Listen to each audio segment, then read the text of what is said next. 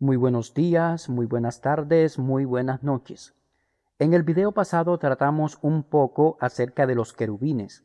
Hoy veremos un pasaje donde se menciona a un querubín. Este es Ezequiel 28, que es un pasaje muy discutido. Tomaremos dos fuentes textuales para tratar este pasaje. Una será la Septuaginta, la traducción griega de la Biblia hebrea, elaborada por el siglo II a.C. La otra fuente es el texto masorético, elaborado por los siglos IX y X después de Cristo. Este es ampliamente conocido y las Biblias tradicionales como la Reina Valera, la NBI y otras lo emplean en este pasaje. Al considerar estos dos testigos, veremos cómo entendieron al querubín en Ezequiel capítulo 28, versos 11 al 19. Se harán notables algunas diferencias entre la Septuaginta y el texto masorético. O los problemas del texto masorético desconcertaron al traductor de la Septuaginta y reconstruyó toda la sección lo mejor que pudo, o la Septuaginta se basa en una forma independiente del texto, es decir, un texto hebreo que no conocemos hoy. Como no podemos determinar la historia textual temprana de cualquiera de las posibilidades, tanto el texto de la Septuaginta como el texto masorético son lo suficientemente importantes en la tradición para que tomemos en serio a ambos testigos. De aquí obtendremos dos interpretaciones. Por el lado de la Septuaginta tendremos la figura de un ser humano. Del lado del texto masorético tendremos a un ser divino rebelde siendo expulsado del lugar del consejo divino de Dios. Ahora, no suelo dar mi posición en mis videos aquí en el canal. Sin embargo, creo que el texto masorético es superior y un ser divino rebelde está a la vista. El debate aquí gira en torno a quién es el príncipe de Tiro en los versículos 11 al 19. Así que leeremos el versículo 14 para empezar con esto. Y dice así: Tú, querubín grande, protector, yo te puse en el santo monte de Dios. Allí estuviste, en medio de las piedras de fuego te paseabas. La Reina Valera sigue al texto masorético aquí. Algo que se puede notar del texto masorético en el versículo 14 es que empieza con un pronombre. Este es ad. Algunos verían un problema textual aquí debido a que este pronombre es femenino y la figura de la que se habla hasta este punto es descrita con formas verbales masculinas, lo que parece no coincidir. Este pronombre tiene dos consonantes, una aleph, que en nuestro alfabeto no tenemos una letra equivalente a esta, y una tap, que para nosotros es la consonante T. Pero si a este pronombre le cambiamos su vocal, se convierte en una preposición. Esta sería et y significaría con. Esto es lo que el traductor de la Septuaginta hace. El traductor decidió que esas dos pequeñas letras, la aleph y la tap, no son un pronombre, porque si fueran un pronombre sería femenino y eso no tiene ningún sentido con todas las demás cosas para él. Ahora, esto añade un matiz nuevo al versículo.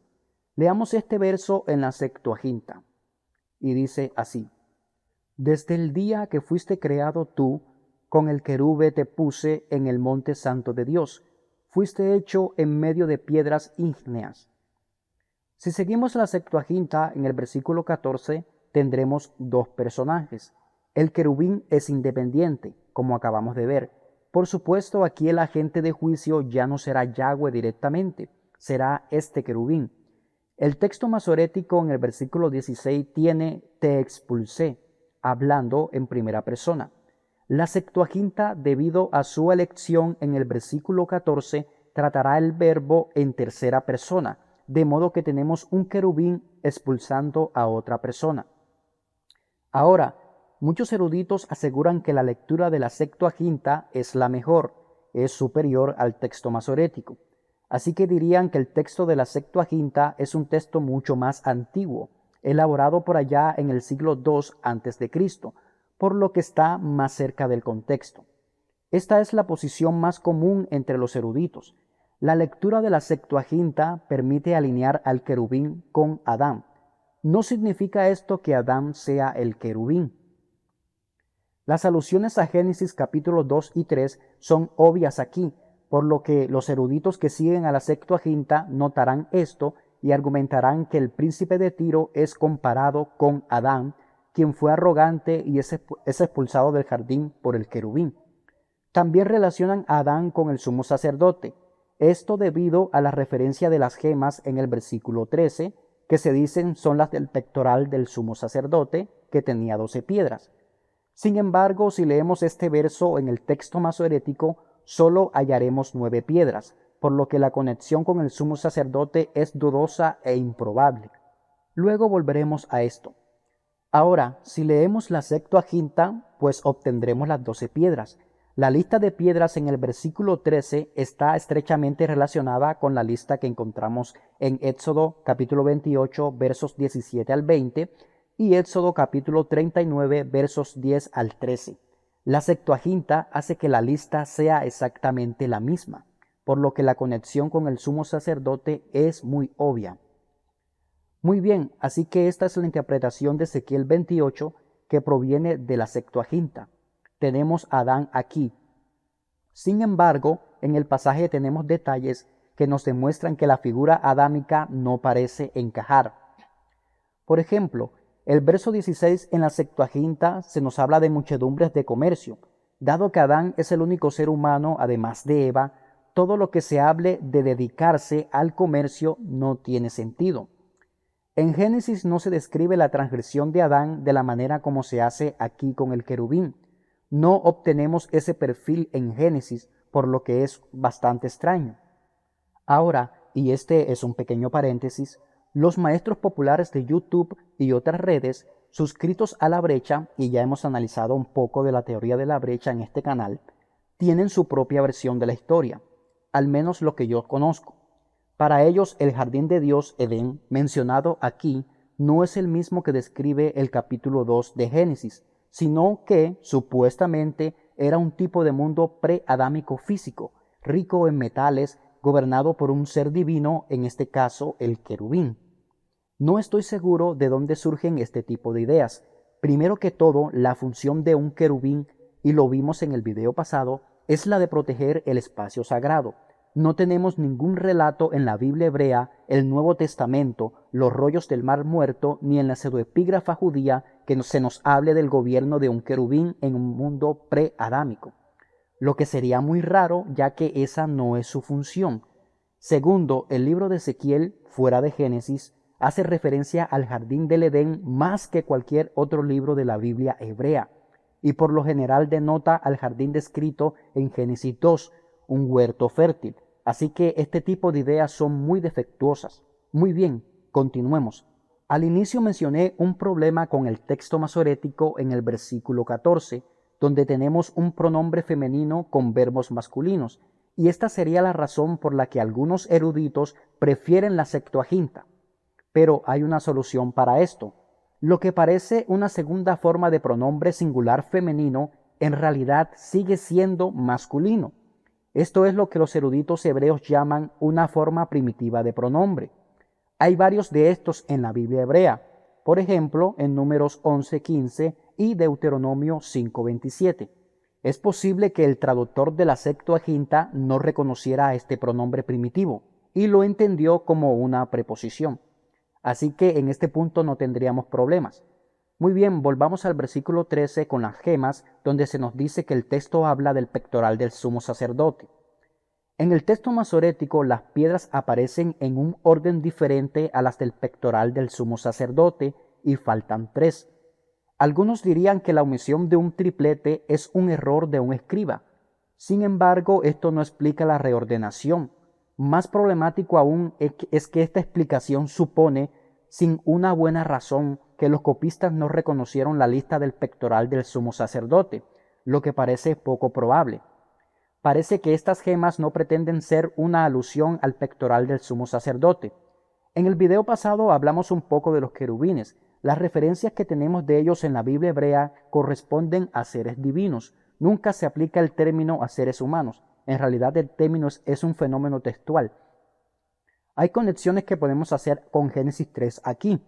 El jardín de Edén, donde tenemos a un ser serpentino, como dijimos en el video pasado, probablemente un serafín, ya que estos seres divinos tenían una forma serpentina, eran descritos como ardientes. Si pensamos en el jardín de Edén como el lugar de la morada divina, donde Dios y su consejo habitaban con el primer hombre, este querubín, que es un término para guardianes del trono, podría tener relación con la serpiente de Génesis 3. La Biblia hebrea asocia el brillo y el resplandor con la presencia divina. Los seres divinos son descritos en la Biblia hebrea como estrellas, brillantes, ardientes. La referencia a las 9 gemas en el versículo 13 enfatizan el brillo y esplendor que tenía este querubín. Las piedras de fuego se entienden mejor como seres divinos del consejo de Dios en medio del cual este querubín servía.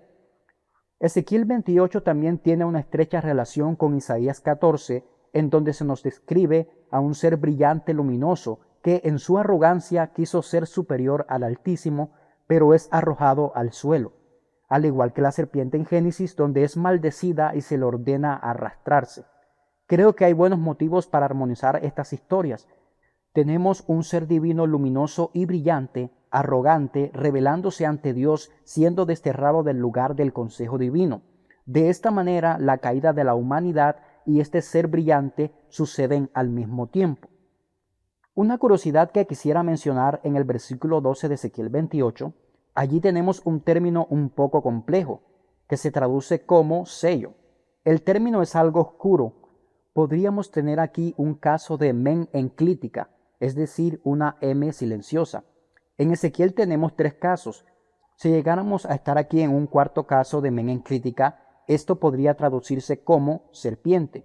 Entonces tendríamos era serpiente de perfección. Esto no es algo que me estoy inventando, es posible aquí, tal como dice el Dr. Heiser y otros eruditos. Es posible, pero difícil de probar. Si pudiéramos probarlo, la conexión con Génesis 3 estaría a la vista, y por supuesto tendríamos un serafín aquí.